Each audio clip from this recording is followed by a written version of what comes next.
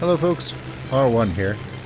Today I have a fun replay from Turbo215, who is going to be flying out the Spitfire Mark IIA in a realistic battle in War Thunder. Of course, everyone knows the Spitfire is a legendary British fighter, and this model was in service in the early years of World War II. This model was armed with 8 small caliber machine guns and a generous supply of ammunition. Well, it appears to be a generous supply of ammunition, but with the sheer volume of fire coming out of these 8 machine guns, you can burn through it in a surprisingly short period of time. That tidbit of trivia will have relevance as this fight wears on. Turbo is going to spend the opening minutes of this fight simply gaining altitude. That's a necessity in a War Thunder realistic battle.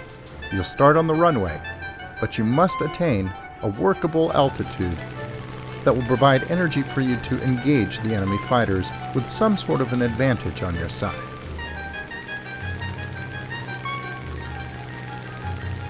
Finally, at 3.8 kilometers high in the sky, Turbo finds the first enemy aircraft, a German Ju-88 bomber.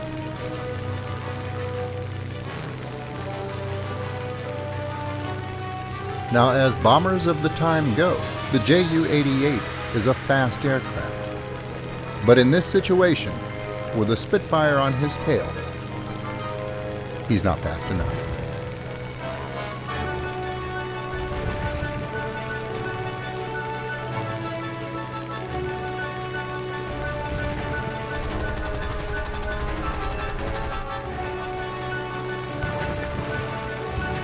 One accurate burst later, the bomber is down, engine smoking and its pilot dead. Turbo turns the nose of his Spitfire toward the center of the battlefield, looking for more pilots to engage. Gaining altitude the entire time, he spots an enemy fighter that, despite his best efforts, has a slight altitude advantage over him.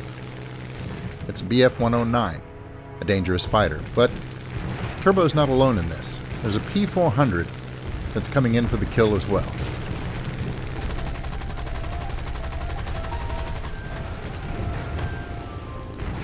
Turbo raked him with machine gun fire, but the P-400 went heads up with the Bf-109, and they managed to significantly damage each other. The Bf-109 will go down. He's on fire.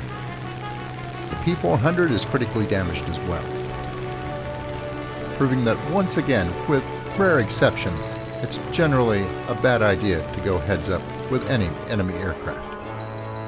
And speaking of aircraft that you don't want to go head on with, Turbo has spotted the next aircraft in his sphere of engagement, a Bf-110. It's ahead of and below his current position.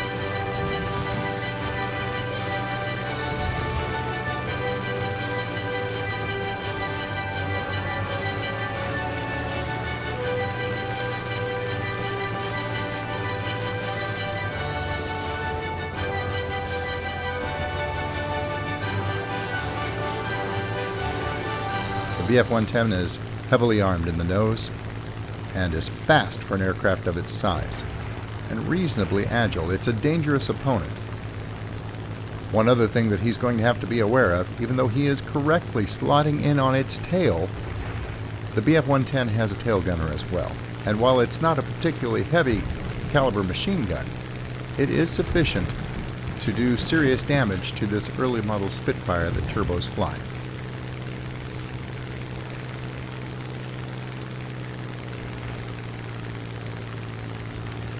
The Bf-110 is tough and can soak up a fair amount of small caliber machine gun fire, but Turbo finally manages to catch its engine on fire. It would be very easy to get tunnel vision in this situation, but fortunately he does not.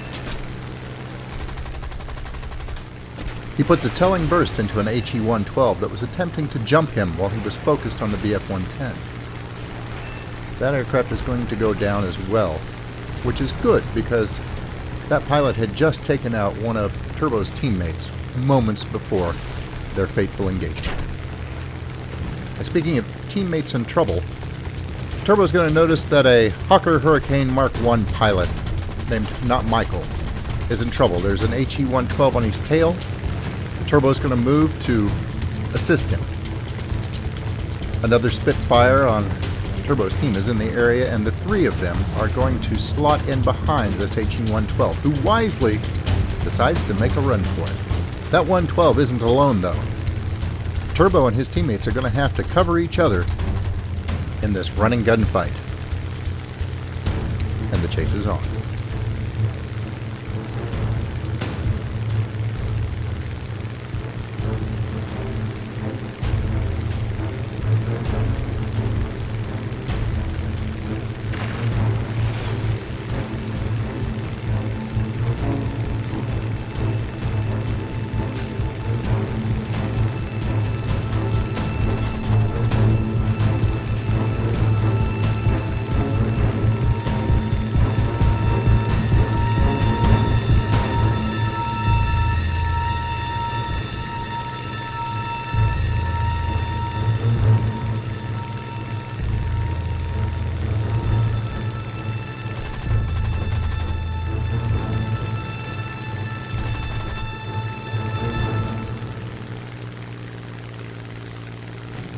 Yes, that HE-112 gave it a good try, but he just didn't have the horsepower to outrun Turbo's Spitfire. He spots a BF-109 ahead of him and hesitates. He's been in running battles for quite some time now, and his supply of ammunition is just about depleted.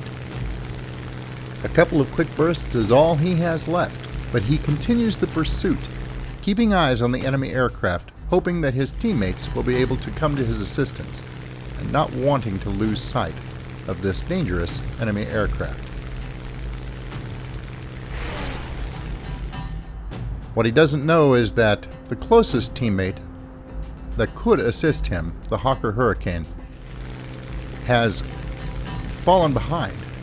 In his evasive maneuvers in the running chase earlier, he lost too much airspeed to keep up with the rest of the team, and he's turned to going after ground targets, attempting to contribute versus the only targets that he can get to at this point.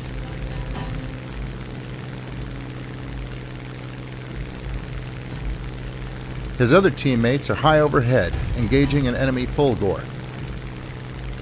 Well, this is not a good situation, but he continues the pursuit and tries to keep an eye on what's going on above his head at the same time.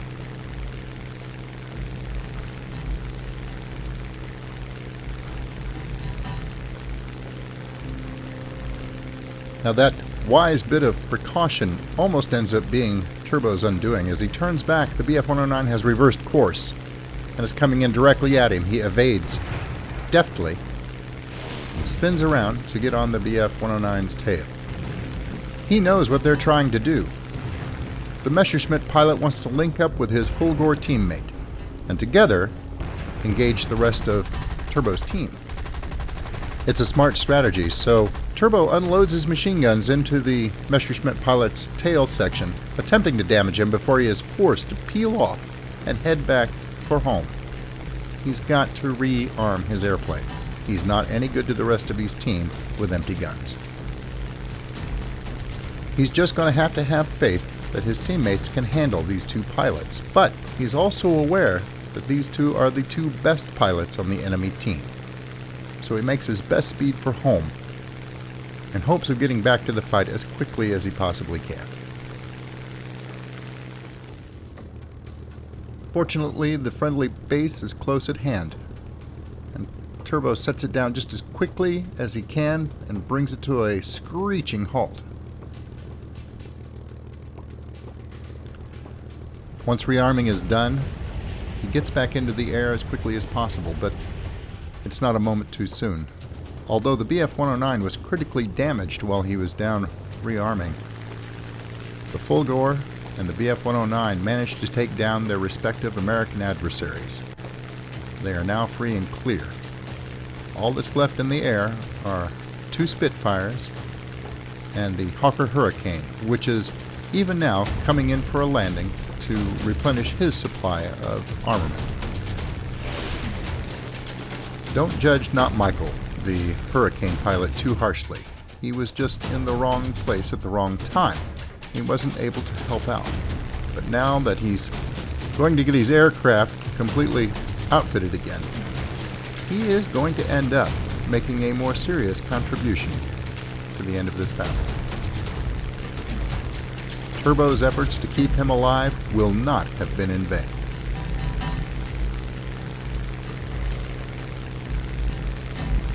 Turbo's going to scan the horizon, anxiously looking for any sign of the enemy pilots. And then he spots him, off to the left. It's the Fulgor. The BF-109 is nowhere to be seen. It looks like his teammate Zib is in the process of engaging him. The enemy pilot's name is Jules, and he's very, very good. Nevertheless, Zib is going to engage, and Turbo's going to get there to assist him as quickly as possible.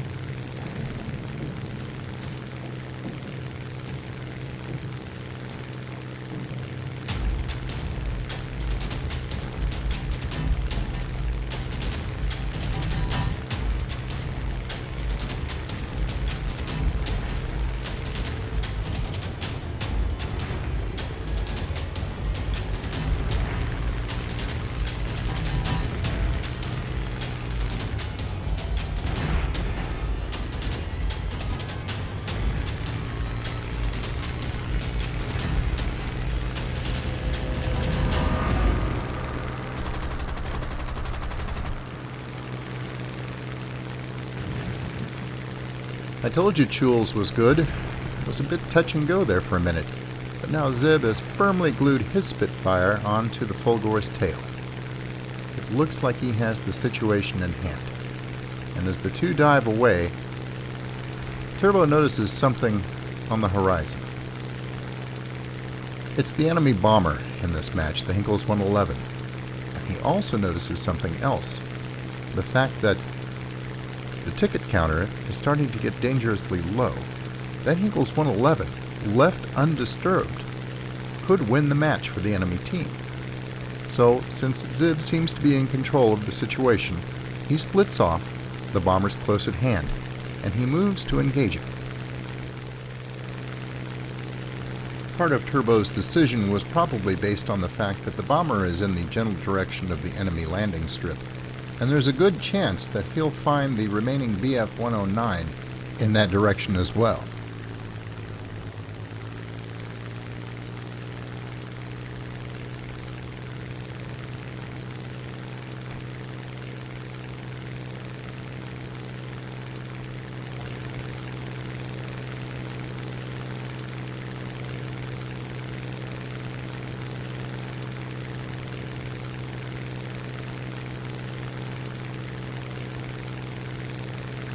Turbo's going to come in low and fast in an effort to stay underneath the Hinkle's defensive guns. But the Hinkle's pilot is no slouch either, and he counters by putting his bomber on the deck, making it impossible to effectively get below him. Turbo's going to take some damage, but he manages to deal some in return before he has to peel away. It must have come as quite a surprise when he turns and realizes the Fulgor is bearing down on him. Zib had run out of ammunition and had broken off from combat, and the Fulgor had immediately turned his nose in Turbo's direction in an attempt to save their friendly bomber. Turbo's in a bad position, and this fight's about to get nasty.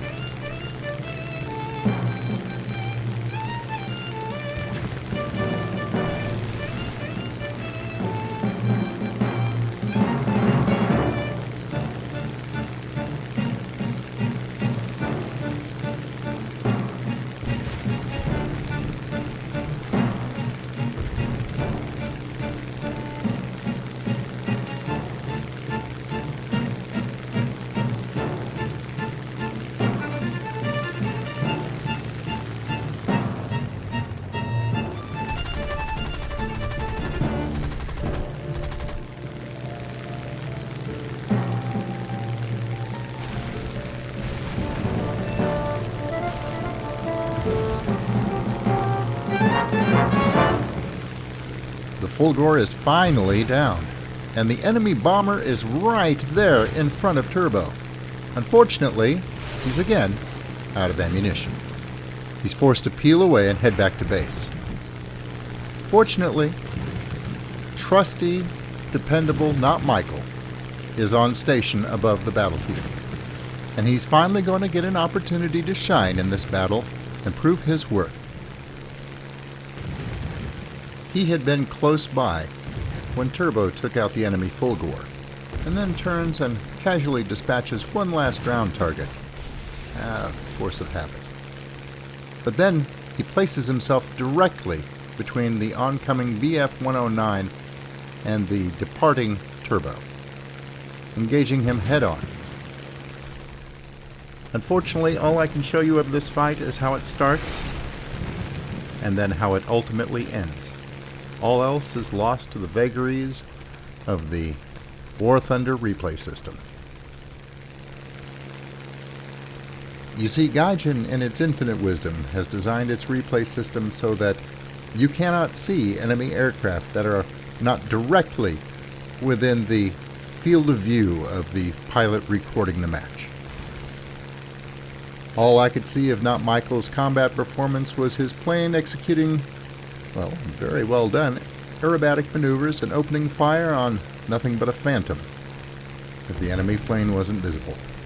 However, from what I could see, it looks like he handled himself pretty well. As soon as he's dispatched the enemy fighter, he picked up some speed, turned toward the enemy airstrip, and spotted the Hinkle's 111 just as it had taken off. Notice how it popped into view rather suddenly there. It had gained enough altitude to be visible to Turbo all the way over on his landing strip. Not Michael uses his trusty Hurricane to stalk and systematically shred the enemy Hinkle's 111. In the end, Not Michael ended up more than earning his keep, and I'm sorry to say that I can't really bring you his moment of glory in full detail. As an interesting side note, at the end of this match, as things are winding down, Not Michael performs a maneuver that I had never seen anyone do in War Thunder before, but it makes perfect sense. He heads for the nearest open field, drops his landing gear, and puts his plane down to scoop up the last few points possible before the end of the match. Good thinking, Not Michael. That's fairly clever. This occurred at almost the exact same moment that Turbo finally got rearmed and was taking off to enter the match again if necessary. That's okay. He did a wonderful job in this match, and I want to thank him for turning in this replay. Well done. That's all I have for you for now, and until I see you again, good hunting.